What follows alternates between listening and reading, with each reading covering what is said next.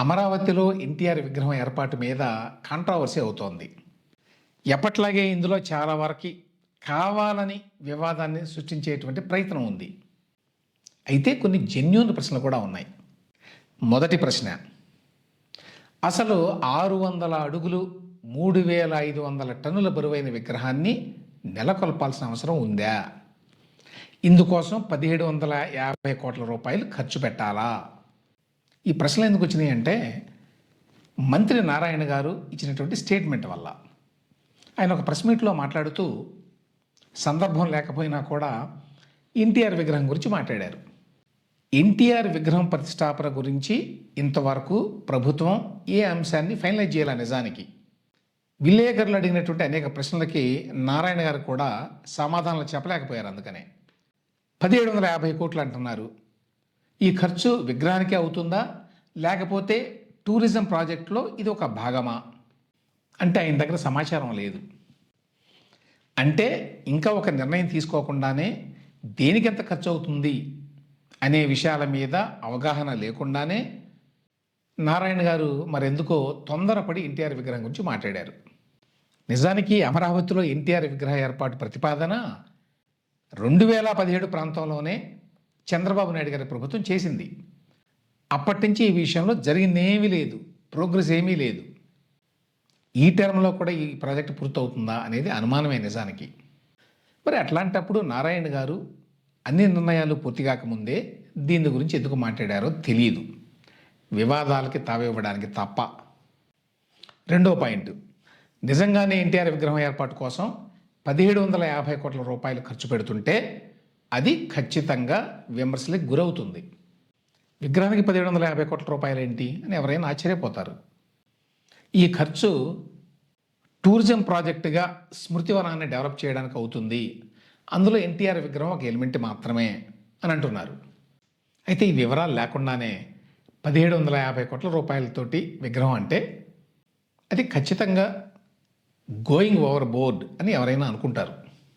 గుజరాత్లో సర్దార్ వల్లభాయ్ పటేల్ విగ్రహం కూడా ఎత్తు దాదాపుగా ఇంతే, 597 అడుగులు. ఆ ప్రాజెక్టుకి అయిన ఖర్చు 3000 కోట్ల రూపాయలు. అయితే విగ్రహానికి మాత్రమే అయిన ఖర్చు 1347 కోట్లు మాత్రమే. అంటే ఎన్టీఆర్ విగ్రహానికి కూడా ఇంతే ఖర్చు అవ్వాలి. అయినా అది ఎక్కువే అనుకోండి. అయినా గుజరాత్లో రాజకీయ పరిస్థితులు వేరు, ఆంధ్రాలో పరిస్థితులు వేరు. ఇక్కడ కులాల కొంపట్లు ఎక్కువ కాబట్టి కొందరు పనిగట్టుకొని విషం చెబుతారు.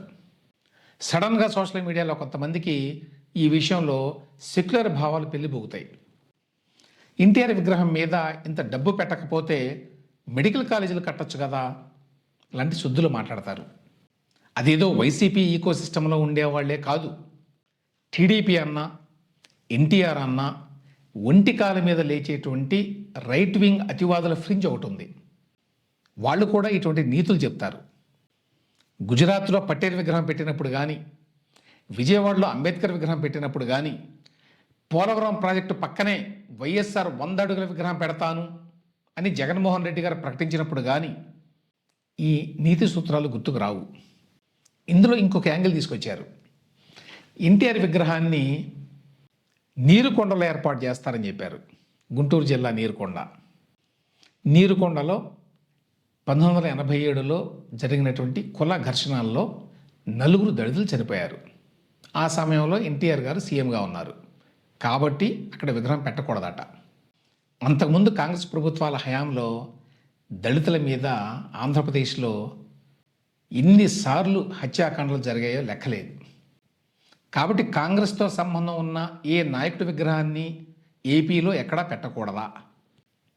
ఇక ఓవరాల్గా ఈ అంశంలో నా వ్యూ పాయింట్, ఎన్టీఆర్ కోసం ఇంత భారీ విగ్రహాన్ని ఏర్పాటు చేయడానికి నేను వ్యతిరేకం. రాష్ట్రంలో ఇప్పుడున్నటువంటి పరిస్థితుల్లోనే కాదు, ఏ పరిస్థితుల్లో కూడా ఇంత భారీ విగ్రహాలను పెట్టాలనుకోవడం మంచిది కాదు. మన దేశంలో విగ్రహాలు అనేవి రాజకీయ బల ప్రదర్శనకి, కులాహంకారాన్ని చాటుకోవడానికి సాధనాలుగా మారాయి.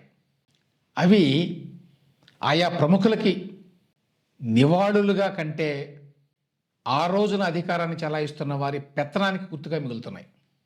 ఇంత పెద్ద విగ్రహం పెట్టడం వల్ల ఎన్టీఆర్కి అదనంగా వచ్చేటువంటి గుర్తింపు ఏమీ లేదు. అక్కడ ఎట్లాగూ స్మృతివనం కడదామనుకున్నారు కాబట్టి అక్కడే ఒక చిన్న విగ్రహంతో పాటు ఎన్టీఆర్ మ్యూజియాన్ని ఏర్పాటు చేసి సినిమా రంగంలో ఎన్టీఆర్ చూపిన ప్రతిభ ఏంటి, రాజకీయ రంగంలో ఎన్టీఆర్ది ఒక వరవడి ఎలాగా అనే విషయాల్ని చారిత్రక దృష్టితోటి కొత్త తరాలను మెప్పించేలాగా ప్రదర్శించడం ముఖ్యం.